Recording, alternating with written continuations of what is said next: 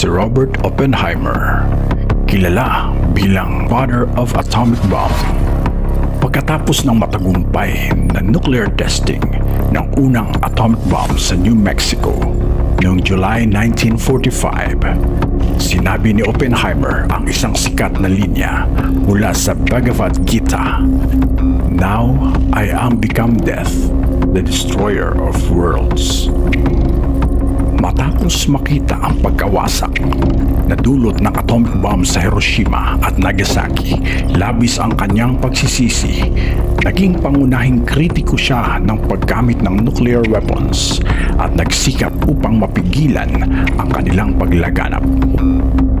Sa kanyang mga huling taon, ipinahayag ni Oppenheimer ang malalim niyang kalungkutan sa pagkakaroon ng bahagi paglikha ng isang sandatang nagdulot ng